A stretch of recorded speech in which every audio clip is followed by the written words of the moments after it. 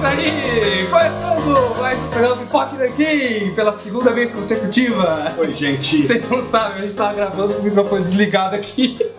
Falamos 15 minutos de nada. Daniel Lopes que esqueceu de ligar o microfone. Com uma pinóia. Olha, é verdade, vamos falar isso. Microfone novo, hein, galera? O áudio vai estar melhor agora aqui no Pipoca Nanquim. E câmera nova também. É verdade. Tudo novo, pra falar de um programa velho. Sim. Qual é? Se não leu, leia. Era pra falar junto, você não pegou a dedinha. Se não leu, leia. Tá destrenado ali. Se não leu, leia 12. Falando sobre os quadrinhos que recebemos aqui na redação.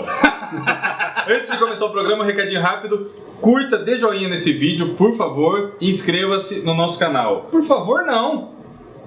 Você tá gostando do programa? É o mínimo que você tem que fazer pra não trocar. Eu não obrigo ninguém a fazer nada, por favor. Nossa, cara, você é quase um fascista. Não, cara, Que isso? não tô com a razão? Não. Nós estamos aqui fazendo um trabalho, suando a camisa. Cala a boca, Bruno, dando vai ficar pior. indicação. Gente, Ajuda. desculpa pelo Bruno Zago. Se puder, por favor, curta. Ele não tomou os inscreva-se. remédios dele hoje. Obrigado, falou, valeu. Começando, se não leu, leia hoje. Tá bom, eu tô nervoso hoje, eu tô irritado. Lançamento da Quadrinhos na CIA, ou seja, já tem selinho de qualidade aqui na capa, hein, Dragon Boy? Quadrinho novo do André Dahmer, A Vida e Obra de Terêncio Horto. O que é o Terêncio Horto? Terêncio Horto é um escritor frustradaço, amargurado, que não deu muito certo na vida, ele é totalmente fodido na vida, e ele passa o dia inteiro na frente de uma maquininha de escrever, onde ele relata tudo que está passando na cabeça dele, desde criação de uma história nova, dando vida para um personagem dele, até desabafando sobre arte, pintura, sobre filme, sobre cinema, sobre quadrinho, e sempre sobre internet, e sempre com uma maneira. O André Dahmer, ele trabalha muito bem com as coisas contemporâneas. Ele foi um dos primeiros quadrinistas que deu esse salto foda na internet, assim. Ele soube adaptar a linguagem dele. Até hoje ele faz coisa pra internet. Se não me engano, isso aí saiu primeiro online. Isso aqui era online. E agora é compilado. O quadrinho dos Malvados não anos foi 10. de estreia dele? Eu acho que foi o primeiro quadrinho dele de web. Da Quadrinhos na CIA saiu também de um pirata um tempo atrás. Não foi foi pela Barba Negra. Pela Barba Negra. Sim, também é um quadrinho excelente. É. E o Malvados era ótimo. Até hoje tem, né? Sai tira do Malvados todos os dias. Ele tem uma linguagem bem fácil de web, assim, de brincar com meme, sabe? O lance de sempre repetir a mesma figura e tudo mais. O quadrinho pode parecer, você olha assim na livraria, você fala, nossa, que desenho estranho e monótono, é tudo igual. Mas as sacadas dele são, assim, excelentes. Tem algumas tiras aqui geniais. E quando ele muda, por fim, o traço dele, o esquema da narrativa, é sempre muito bem colocado, assim, chega a ser uma surpresa. Eu adorei o quadrinho, meu único porém é o preço, não que não valha a arte dele, mas R$52 não é um quadrinho muito grande, não tem Meio capa dura e tal, salgadinho, sabe? meio salgadinho. É. Então, mas Talvez confia for na uma opinião tiragem. nossa, assim, e pode, às vezes, tem muita gente que tem aquele bloqueio, né? Puta, será que eu vou pagar R$52? Nem sei se é bom. Pra ler tira. É uma tira por página também. O que é legal é assim, pouco conteúdo pra você tanto... pode confiar na gente e também pode experimentar todas as tiras na internet. Aí se curtir... Exato. Eu acho que a melhor forma de dar um voto de confiança é procurar na internet Sim. primeiro ler, aí você testar a qualidade. ver se você acha engraçado, se você curte o estilo dele. Eu adoro esse tipo de humor dele, prestigia acho o muito artista. legal. E tudo do André Dahmer vale a pena dar uma olhada, ele é foda. E tudo que é quadrinhos na CIA lança vale a pena dar uma olhada. Isso. Não é? Sim. Ó, eu queria falar sobre esse quadrinho que a editora Veneta mandou pra gente. É o Cumbi, do Marcelo de Salete. Bom, para começo de conversa, esse quadrinho ele foi financiado pelo PROAC, né? E o PROAC ele financia projetos, ele é da Secretaria do Estado de São Paulo, ele financia projetos relacionados a quadrinhos. E normalmente, quando você vê um quadrinho com o selo do PROAC, significa qualidade, né? Tem um crivo de qualidade, que é um projeto que foi submetido a uma banca. E aprovado dentre centenas. Exatamente. Um monte de gente manda pro PROAC para ser aprovado. Isso daí. Então tem muita coisa boa, né? É uma boa verba que você recebe para imprimir seu quadrinho, para fazer, pagar desenhista, pagar roteirista. É tipo um catarse, só que do governo, velho. Exatamente. Né? E já com uma verba fechada. É muito bom para quem ganha PROAC. Exatamente. Bom, e o Cumbi, cara, é um quadrinho muito legal. São várias histórias que se passam na época da escravidão no Brasil.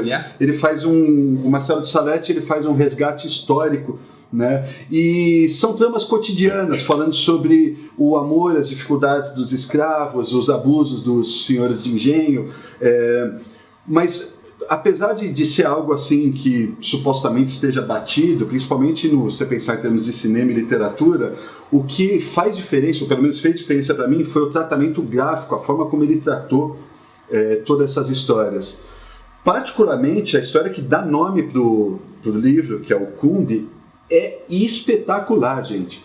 É espetacular, uma puta de uma narrativa gráfica assim, mas ferrada. Ele trabalha muito bem com o jogo de sombras, em preto e branco, mas é muito bonito, um traço diferente, cheio de personalidade.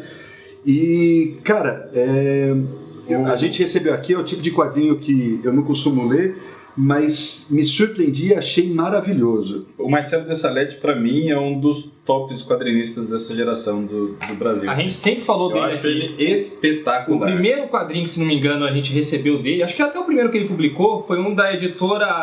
da Via Lettera, Noite e Luz. A gente indicou isso daqui há muito tempo. Foi o primeiro quadrinho solo dele, né? Ele fez algumas coletâneas, umas antologias. Esse Noite e Luz era bem legal, era histórias urbanas, pessoal assim, bandido, prostituta, o dia a dia. Sempre tem um viés social e foda. Foi você que me contou a história sobre o preço desse quadrinho, né? Sim, ele bateu o pé para ser um quadrinho. Porque é interessante que você acabou de falar do preço do outro e realmente foi isso. O Marcelo Dessalete bateu o pé para ser um preço justo, né? Porque é um quadrinho grosso, apesar de ser preto e branco e tal, papel de qualidade, é um quadrinho que você encontra aí barato. Né? Sim, facinho. R$29,90. Outro que ele lançou foi Encruzilhada. É esse, Encruzilhada? Sim, Encruzilhada é uma obra-prima, acho espetacular. Esse daí é fantástico. Dele também, é bem recordado. E agora ele está com um quadrinho novo, que fica também como dica, chama Risco, que ele publicou em parceria com a Cachalote, do Rafael Coutinho.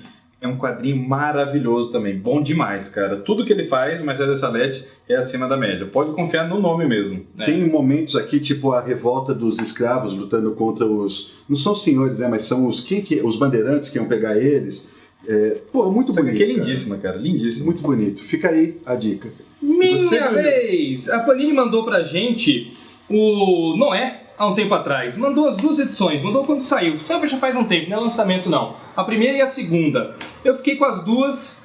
Eu vi o filme primeiro antes de ler HQ, mas eu quero comentar HQ sem fazer muita relação com o filme. Eu acho o filme melhor que o quadrinho. Vou só me parar aí nas comparações. Sério mas mesmo? eu acho o filme melhor que o quadrinho. Você gostou mais do quadrinho do que do filme? Eu não li o quadrinho, mas eu odiei o filme. Então... Não odiei o filme, cara. Eu achei o filme interessante, mas não vou falar do filme, vou falar do quadrinho. Por que eu achei o quadrinho e, consequentemente, o filme interessante? Porque, embora seja uma história bíblica, o Aronofsky, aliás, o quadrinho é roteiro do próprio Darren Aronofsky também, que ele fez para mostrar para os estúdios como que ele queria que fosse o filme. Então, o quadrinho foi feito só para surgir o filme depois, né? Como porta de entrada do filme. E o desenhista é o mesmo daquele do... Como é que é o nome dele?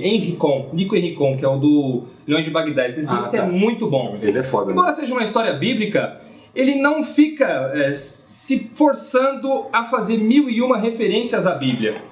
A única parte que tem de semelhança com a Bíblia é a história básica de Noé e a arca, que vai colocar um casal de cada animal. Tem Deus. Tem Deus. E tem Deus. Mas terminam por aí as ligações que ele faz. Eu não gosto daquele quadrinho bíblico que fica tentando converter o leitor, saca? Não, ele não tenta nem o filme, nem o quadrinho, tenta em nenhum momento de converter. Eu acho que o grande problema do quadrinho do Noé são os personagens. Tirando o próprio Noé, nenhum personagem é legal. Todos os personagens estão simplesmente ali para o Noé se desenvolver. Agora, o que eu gostei muito no filme e no quadrinho é a jornada do Noé ali. Eu achei isso muito legal, porque ele começa aceitando o trabalho de Deus, que foi dado para ele, e ele tenta convencer as outras pessoas. E ele está crente de que aquilo que Deus deu para ele fazer é fundamental de ser feito. Só que ele começa a ter suas dúvidas e a se arrepender dessa tomada de decisão à medida do tempo, quando ele se vê forçado a abandonar algumas pessoas para fora da arca. Sabe, tem determinadas cenas que as pessoas estão implorando, não, deixa eu ir junto, mas Deus não quer. Então você tem que deixar aquelas pessoas para a morte. E isso começa a martelar na cabeça do personagem. Ele vai ficando muito amargurado ao longo do quadrinho. Eu achei isso muito legal. E ao mesmo tempo, isso aí é uma prova que ele está tendo para depois herdar todo... teste, né? É tipo um teste moral que ele está passando para depois ser a nova raça humana, vai ser toda herdeira dele, né? Tem que ser herdeira de um cara que tenha moral para isso. Que deixa as pessoas morrer mesmo. Não, aí aí é que tá. Tem uma hora você lembra no filme, né? Quando ele descobre que a filha tá grávida. Lembro. O filme é melhor nesse ponto por causa disso. A interpretação do Russell Crowe naquela cena final são 3 minutos de tensão, cara. Ele com uma faca na mão. Mano, que eu ficava, o que vai acontecer aí? Será que ele vai ter coragem de fazer isso? Será que não vai? No quadrinho isso é menos explorado. No filme é mais. Mas eu achei foda esse teste moral. E Deus fazendo tudo pra ele. Não vai, você tem que fazer isso, você tem que fazer isso. Mas querendo, na verdade, que ele não fizesse. Achei isso interessante. Bacana. Os desenhos são muito desequilibrados. Tem capítulo que é muito bem feito. E é muito diferente do Lange de Bagdá. É muito. O Lange de Bagdá tá muito mais caprichado. Eu tive a impressão de que o desenhista, como ele sabia que era um projeto só pra provar um filme, ele fez meio nas coxas. Meio rapidão. Tem hora que é muito foda. Vocês estão vendo algumas imagens aí? Então, mas eu ouvi falar. Mas tem hora que dá uma... O Aronofsky, ele conseguiu vender o filme pros estúdios de Hollywood com um quadrinho, né? Com um quadrinho, Eu falei isso. Você falou isso? Falei. Então Você tá pensando em outra coisa. Você falou, foi projeto para aprovar o... Para aprovar o filme, exatamente. Acho que foi com você que eu aprendi mesmo alguns segundos atrás. Então. E o desenhista acho que pensou isso e não caprichou muito. Sabe? Funciona como storyboard, assim, né? O colorido ajuda muito, mas se você tira o colorido, você vê que é um storyboard, exatamente. Só que ele tem umas sacadas boas, cara. Por exemplo, tem hora que tá tendo cena de combate, ele fica dando uma jogada de lá e cá, sabe? Mostra o que tá acontecendo com aqueles anjos caídos que o ajudam, aí volta pro Noé no quadro seguinte. Aí no outro quadro, os anjos de novo, aí volta pro Noé. Aí vai pro mar, aí volta pro Noé. Eu gosto muito disso. Legal. Mostrar tudo que tá acontecendo ao redor dele e depois o foco no Noé. Você me convenceu, eu não vou ler. No fim das contas, no frigir dos ovos, como você costuma falar... Costumava. Exato, mas era legal. No frigir dos ovos é um HQ que eu acho que vale a pena você comprar, sabe? Não é só se você... Sei lá, não tiver... ela é capa dura, ela não é muito cara. Se você é colecionador de quadrinhos, acho que vale a pena você ter. Se você é um leitor ocasional, deixa passar, sabe? Mas é uma história que eu gostei, me agradou. Ficamos por aqui esse bloco? Esse bloco termina agora. Até já.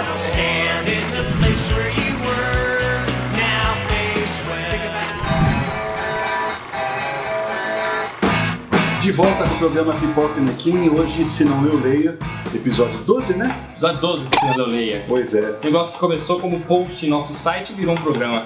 Pois é, pode crer. Lembra? Era post do nosso site isso daí. Olha, eu quero noticiar algo que pouca gente deve saber que está sendo aqui há um tempo, o KISS, né? O KISS é uma iniciativa do Hamilton Tadeu. Ele tem lançado pela NFL Zine Editora, que é algo independente, né? Ele não lançou só o Kiss, ele lançou quadrinhos do Manowar e do Iron Maiden, do King Diamond. Esses quadrinhos estão saindo como patrocínio das lojas da Galeria do Rock aqui em São Paulo. É algo que realmente é para fã. Uma das HQs, por exemplo, é sensacional, porque ela resgata toda a fase Marvel do Kiss. Aquelas HQs que saiu uma coisinha ou outra aqui. Que é essa aqui, né? Essa daí. Saiu com desenhos do John Buscema, do Al Milgrom, Alan Vess. Então, saiu um pouquinho aqui pela Ele se encontra com os personagens, com o Homem-Aranha, com o Capitão América. A luta contra o Doutor Destino. Então, porra, é um bom barato. Sabe aquela história famosa de que o Kiss foi lá na Marvel, cada um deles pegaram um pouco de sangue, misturaram a tinta. Na gráfica. Acho que é real isso aí mesmo. Lógico que é real. É real. Eles colocaram sangue na impressão. Porra, o quadrinho dos caras, o primeiro número foi impresso com sangue deles. Bem diluído, mas foi. Tive a chance de você ter um pouquinho de DNA do Kiss nessas histórias. E aí é justamente esse quadrinho. Então vale a pena dar uma procurada na net, para que se você que é fã do Kiss ou fã da Marvel... Como é que é o nome? NFL Zine Editora. NFL Zine Editora. É um quadrinho bastante datado. O segundo que ele lançou já é da época mais recente, da época do Psycho Circus. E como produto, assim, é bem mais legal, né? O Psycho Circus, se não me engano, teve uma minissérie lançada pela Abril no Brasil, não? É essa mesmo? Não, é diferente. É diferente. Mas é da mesma época. Então fica aí a dica pra vocês. Caralho, que legal, cara. E o quadrinho que eu queria falar mesmo... R$10 você não queria falar desse? Não, era só uma diquinha. Depois fala do Bruno. Ele mandou, o Hamilton mandou pra mim de presente. Claro, tem que falar. É que o Daniel tá louco falando dele. Não, pode falar, que eu achei que já tava... Via Saladino, inclusive. Então um abraço pro Salado e um abraço pro Hamilton. Já tinha mandado pra nós também, né, Hamilton? Só pro Alexandre? Pô, sacanagem. Pidão, não seja assim. Lá, falou! Vou te contar, viu? Mas o quadrinho que eu queria falar mesmo é esse aqui. Imagina o seguinte, você é o Nerd More. E você encontra um outro cara que também é o Nerd More. Tipo nós aqui. Não, muito mais que a gente. Muito mais? Muito mais. Você sabe a cronologia inteira da Marvel, da DC, da Shaw, tudo só de nesse cor, ponto. Né? E aí você vira um mega astro da indústria como argumentista e o outro Nerd More vira um mega astro como desenhista. E aí os dois caras colidem, se juntam. Qual é o resultado Tem disso? um filho. Homossexualidade. É isso aqui, ó. Qual é o resultado disso? Kirby Genesis. Casamento gay.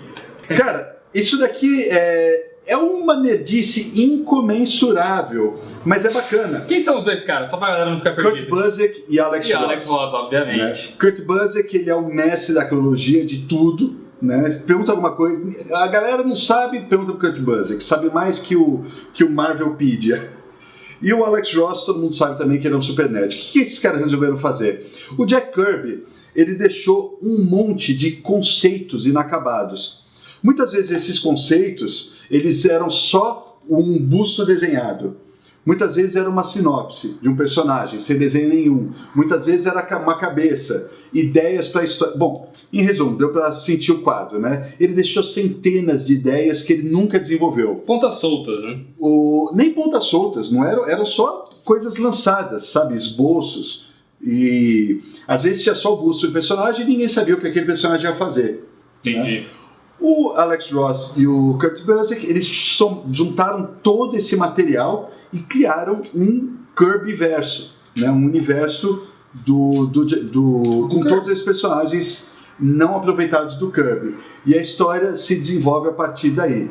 Então, escorre nerdice pelas páginas, mas nem por isso deixa de ser bacana para quem curte o trabalho desses dois. Não é só o desenho do Alex Ross, né? Tem um outro desenhista que o Alex Ross, também, né? ele encabeça o personagem, o projeto, ele faz todas as capas, faz todos os designs de personagem, né? Mas não é... O desenho é de um tal de Jack Herbert, que desenha muito bem. Jack Herbert é brasileiro, inclusive, viu? É brasileiro? Não sabia. Sim. Desenha bem pra caramba, tô vendo aqui. Eu acho que tem alguns desenhos do Alex Ross no meio também, viu, cara? Olha aí. Tem alguma hora que o Alex Ross aparece e faz umas intervenções. Exato, faz umas intervenções aqui. Alguns quadros, assim, são do Alex Ross. E a história compensa? A história é bacana, porque ele encontra uma forma de ligar todos esses personagens por meio de um cara, né? De um rapaz, que tem toda uma historinha especial dele. E eu não vou contar para não estragar assim, mas quando você começa a ler, você fala, nossa, que esses caras foram longe.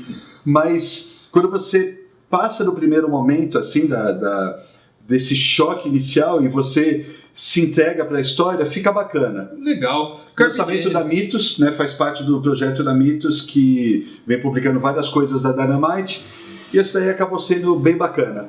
Fica aí a dica pra vocês. Da hora, não tem isso aqui, mano. Não peguei ainda isso aqui. Não tem? Tá perdendo, eu tenho. Você tem, né? Tenho. Porra, vocês não marcam bobeira, né? Eu sou um maluco por Jack Kirby. Qualquer coisa que tem o nome dele, eu compro. Vai lá! Falar de um projeto super legal. Tem um site na internet que vocês devem conhecer chamado Ambrosia. Você conhece? Eu chamo de Ambrósia. O Bruno chama de Ambrósia, só que chama Ambrosia. E o Ambrosia agora, o Salvador Camino lá, que é o gerente lá, a cabeça por trás do Ambrosia, ele expandiu o Ambrosia e virou o Circuito Ambrosia. E que deu origem a 2 publicações e também a um CD de uma banda carioca lá. Essas publicações, originalmente, elas foram financiadas via Catarse. Aí ele, com esse selo aí, com essa expansão do universo Ambrosia, fez o lançamento em parceria. E ele me mandou as 2 para dar uma olhada. O material é bem legal. Magra de Ruim, da Cirlane, já faz um puta de um sucesso no Facebook. É uma das páginas mais curtidas do Facebook no Brasil. E é praticamente um diário dessa garota. E ela fala de tudo. Ela faz assim, ilustração baseada em música. Fala muito da vida dela, de balada, de sexo. Tem nudez, tem muito... Fala de amores e desamores. Fala de tudo no cotidiano dela. É basicamente um diário dela. Só que ela tem uma cacetada de possibilidades gráficas, assim. Porque ela usa muita variedade, várias... Mulher pelada e homens pelados também. É um diário dela? O estilo dela varia pra caramba, assim, de aquarela, desenho de bico e tudo mais. E é o melhor do trabalho dela de 2002 a 2014. Pô, legal demais isso aqui, né? É bem legal, muito bacana mesmo. Super inusitado, super irreverente, assim. Ela não se leva a sério mesmo. E ela sempre fala das... Tipo, eu sou uma péssima quadrinista, vou parar com essa vida, não sei o que merda. É muito pessoal e biográfico. É ótimo, cara. Me preparei aqui folheando com pelo menos umas 10 maneiras diferentes de fazer quadrinhos, cara. Então, tô falando, é uma variedade, assim, é um mix gigante de estilo de quadrinhos. Assim. É quadrinho tradicional, é em forma de tirinha, sem beirada de quadro, é na forma de... Não, ele é muito rabisco, talentoso, na forma de colagens. Também. Da hora pra caramba. Como você adquire só pelo Ambrosia? Inventivo pra caramba. Pelo Ambrosia, esse quadrinho aí custa R$35. Ainda dá pra comprar então, não é só pra quem pegou no Catarse. Não, dá pra comprar. Inclusive eu tô dando a dica pra vocês comprarem, né? Você não ia falar, mas impossível, ninguém pode ter. Porra. Só eu tenho. Não leu, leia. Então vale muito a pena ler. Também é aquilo lá. Experimenta lá no Facebook, dá uma olhada, vê se curte. Se gostar, compra. E o outro lançamento... Ué, pera, não acabou aí? Hã? Você não ia falar só desse? Eu falo mó rápido. Aí fala do seu. Aí o outro lançamento... Mas ele pode. Eu sou o dono dessa porra! Nossa, agora cagamos. Outro lançamento... Pigmaleão, do Diego Sanches. Legal. Desenho bonito pra caramba. É uma história super simples. Deixa eu ver se é bonito mesmo. De um casal tentando reatar o amor, o namoro deles. E aí tem várias discussões e tudo mais. É muito página de sexo. Eu tenho isso, também tem sexo e tal. Da hora. É muito o desenho dele é bonito mesmo. Muito poético. Ele trabalha com umas achuras legais pra caramba. O desenho dele é foda. Muito bonito. Cheio de traço fininho assim. Recomendo forte, cara. Desenho realmente bonito. Esse também você pode comprar através do Ambrosia. Se eu não me engano é R$14,90, coisa assim. Não é tão caro. Estilo Will Eisner de fazer quadrinhos, sem beirada de... É sem beirada, sem limitação do quadro, né? Exato, sem limitação. Muita graphic novel do Will Eisner, quase todas, né? Sem beirada de quadro. Cara, bonito pra caramba. Duas grandes surpresas. Eles começaram... Olha, que da hora isso daqui, cara. Maluco, ele sabe desenhar cenário, distorcer ele e ainda assim parecer real. Às vezes, ó, esse cenário aqui é super detalhista e de repente ele faz alguns personagens sem nada, assim, só a carinha do personagem. É muito bom. O cara que domina mesmo a narrativa é um dos grandes talentos dos quadrinhos, assim, dessa geração. Sabe o preço desse aqui? R$14,90. R$14,90. Baratinho, lombada quadrada e tudo. Vale a pena correr atrás. Tá? Daniel Lopes sempre com as indicações. E você, Danilo? As indicações nacionais boas. Eu vou de quê agora, hein? Do que Mangá. vocês acham? Mangá. Eu acredito mangá. O que tem? Não, fala, não tem problema nenhum. Tá certo? Que preconceito, Você vai vagabundo. anunciar Akira? É vagabundo Ou esse preconceito. Hoje nós vamos aqui anunciar que Akira do Brasil, olha, infelizmente. Como eu quero anunciar isso aqui no blog aqui, Akira no Brasil. Mas não, o pessoal aí já tem bastante motivo para comemorar. Muita gente pediu de volta Berserk. E veio, finalmente. Eu falo Berserk. Berserk. Sabia que era assim. Falava Berserk. Eu também Berserk, né? Berserk. Berserk, esse aqui é edição de luxo. A Panini já lançou 70 e poucas edições em meio tanco. Aliás, a série meio tanco continua para quem acompanha, né? Só me faltava essa, parar a série meio tanque e continuar de luxo. Igual a editora já fez isso. A Conrad fez isso com o Vagabond, cara. Foi horrível. Mas enfim, esse aqui continua. Já tem o número 2 aí nas bancas, eu só tô com o primeiro aqui nas mãos. Berserk é uma história fantástica. Tem um grupo de fãs muito estabelecido aqui no Brasil. E não é por menos, né? O anime é muito foda. O anime já acabou, o mangá continua até hoje.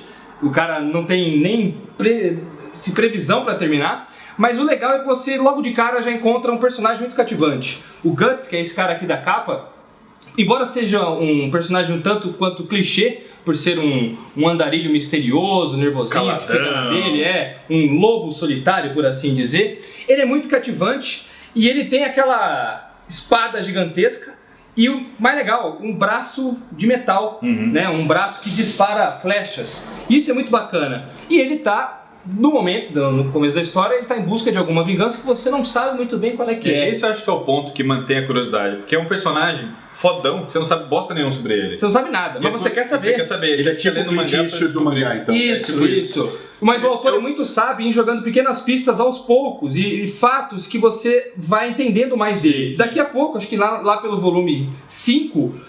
vai voltar no tempo e vai mostrar todo o passado do personagem, sabe? Vai revelar muita coisa sobre ele, mas ainda assim, muita coisa pra ser revelada depois. Eu gosto muito dos desenhos, acho bonito, eu só não gosto da bosta da fadinha que fica no ombro dele, cara. É um fado. Um fado. É um menino. Eu acho que é um menino, pelo menos eu entendi que é um menino. É muito chato isso, cara.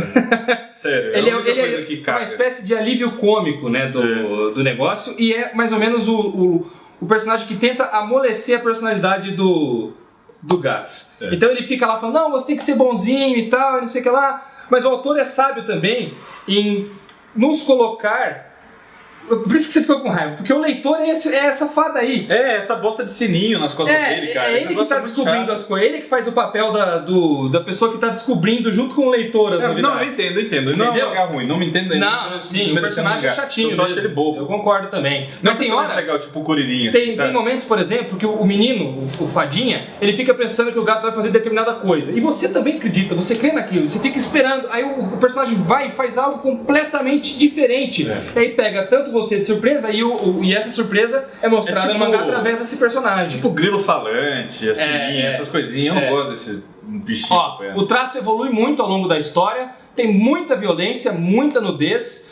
Não é um mangá definitivamente para crianças, né? Então é um mangá de leitura adulto. Aqui tá saindo por R$16,90 num formato bem luxuoso, com hot stamp. Papel é gostoso, hein? Papel gostosinho, hot stamp, o título é prateado e a capa é fosca. Vai ficar uma coleção muito bonita no final, cara. Linda mesmo. Bimestral, né? Vai demorar pra acabar. Vamos fazer a coleção. Pô, excepcionalmente, faz tempo que a gente não tem um Senão Eu Leia. Vamos fazer mais um bloco hoje. Vamos! E o que tem no intervalo de um bloco e dois? No intervalo tem um vídeo maneiríssimo da Editora Mitos aí do novo lançamento deles, um livrão ilustrado sobre o Tolkien, né? Vamos ver. Pra caramba, confira aí.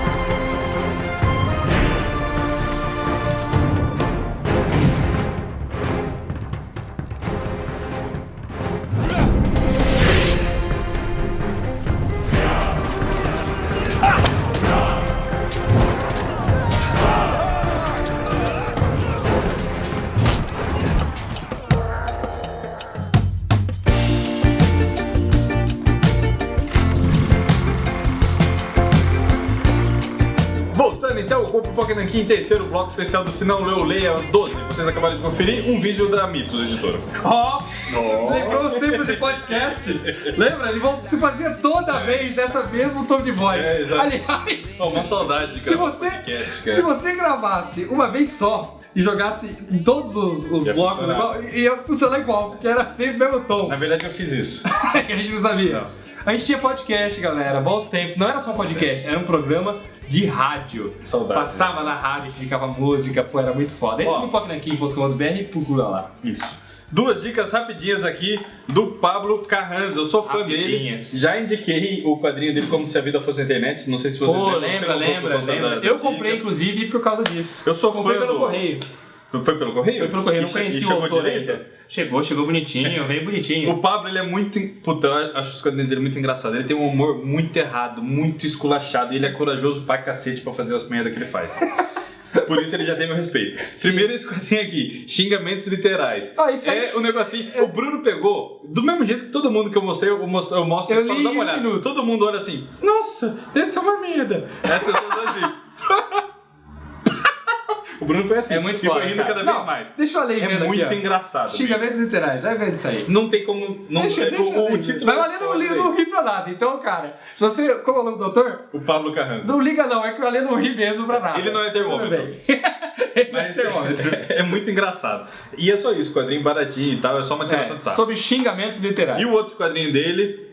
propriamente uma revista, né? É Smegma Comics. Já começa por aí o nome. Smegma. É uma tiração de sarro gigante com tudo. Com o Luciano Huck.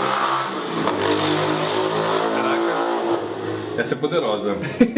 Microfone novo e tal, o áudio foi lá em cima. Ele faz piada de tudo quanto é coisa que ele pode. Tem sequências de tirinhas de um cara chamado Playboy de Nazaré, que é tipo... Olha essa ali. É bom, vai. É muito bom. É bom, mano. É muito bom. Olha isso aqui, velho. É foda, eu te falei. Eu falei que era foda. É excelente. Olha no rei. Desculpa, vai. Aí aqui é uma revista... Smegma. Smegma Comics. O que é Smegma? Smegma Comics são várias... Não, o vários que é quadrinhos. Smegma? Smegma é aquela sujeirinha que fica na cabeça do pau quando você fica muito tempo sem lavar. Eu tô ligado. É aquela... Quando você fica um pouco excitado, começa a sair Smegma. Aquela natinha. É isso, gente. Tá aí, aula de biologia, né? Aí tem as tiras do Playboy de Nazaré, que é tipo Jesus Cristo, muito porradeiro, fica tirando selfie, é engraçado pra caralho. Tem a maior história, uma tiração de sarro com lata velha do Luciano Huck, e totalmente errado, proibido para menores. Ou leia menores também, foda-se, né? Faz o que você quiser. A vida é sua, cara. Tem uma história aqui do Tiozão do Churrasco que também é sensacional. É tudo piada errada. No final ele tira um sarro brabo com o Valente do Vitor Cafage. Demente. E com os 10 pãezinhos dos gêmeos, que é 10 pauzinhos. Cara, é muito engraçado. O tempo todo da HQ eu casquei o bico, cara, porque eu gosto de humor. É número 1 isso aí? Maluco, né? É, só tem essa daqui por enquanto. Só tem essa daí. Smegma número 1. Todas pela Beleléu. A Beleléu tem um catálogo incrível, eu adoro, sou fã do trabalho de tudo que saiu de lá da Beleléu, praticamente eu compro. E essa é mais uma, cara, vale a pena. Acho que dá pra encontrar em eventos, eles irem e mexem num evento, montam stand. Humor do jeito que deve ser, corajoso pra caralho. Foda! Olha aí que legal esse lançamento, cara. Então a Aleph está relançando isso daqui, Violent Cases, que é um dos primeiros trabalhos do Neil Gaiman. O primeiro trabalho do Neil Gaiman. Não, ele já tinha feito outras coisas. Não, acho que de quadrinhos é o primeiro. Não, ele já tinha feito outras coisas. Não, eu acho que de quadrinhos é o primeiro. E aqui é o início da parceria dele com o Dave McKean. Sim, é o primeiro mesmo. A primeira coisa é que é um trabalho recolorizado, né? É recolorizado? Recolorizado, está escrito aqui, que foi todo inteiramente recolorizado. Pelo próprio McKean? Quem é que fez o corte? Não sei, daí, só estava escrito no... Vê na primeira folha aqui. Ilustrado por... Só se foi feito por ele mesmo, porque ele tá muito perfeito, cara. Todo recolorizado. É. Sobre o que trata o Violent Cases? Isso aqui é um estudo, é um quadrinho meio maluco, porque narra um momento da vida do Neil Gaiman em que ele se lembra do passado do passado da família dele, assim, então supostamente é autobiográfico, e vai contando a história, né? Exceto que o grande tema, o tema central desse quadrinho é o quanto a sua memória falha.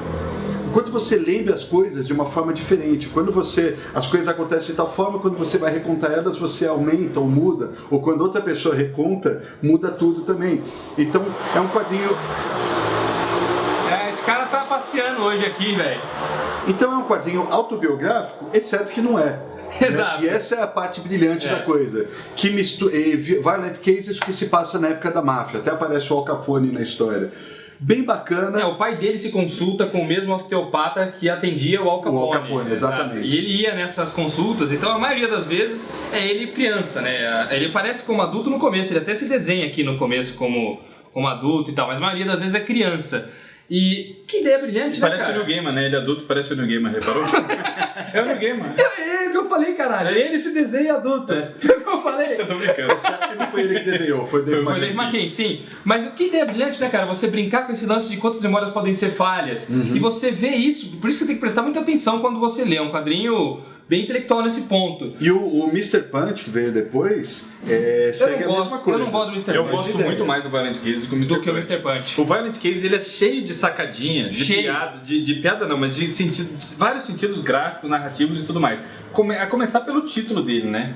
Que é Violent Cases, tem várias interpretações. Pode ser tipo casos de violência, pode ser tipo arquivos de violência, sabe? Que é no caso da psiquiatria e tudo mais. E tem a interpretação errada do moleque que o pai dele fala em algum momento de violinos. Aí é Violin Cases, estojo de violino, que é uma das figuras-chave da HQ. Legal, e tem uma cacetada de interpretação já no título. Foda demais, cara. O trabalho do Dave McKean é sem igual. Foda. Esse cara, ao mesmo tempo que faz quadrinhos... Ele era muito bom, mas aqui o trabalho ainda tá incipiente. Não, mas eu acho do caralho. Mas eu ainda acho do caralho. É do cacete. Ele fica melhor, isso que você tá querendo falar, né? Ele muito, fica muito melhor. Quando ele faz as capas do Sandman mais pra frente, quando ele faz a revista do Rolling Stones, sei lá, a Zero Arkham, vai ficando cada vez mais pica grossa. Mas aí você já vê o talento que o cara ia ser. Simplesmente, a cada página que você vira, você dá de conta com um experimentalismo novo. Ele experimenta a cada página. É impressionante isso, né, Daniel?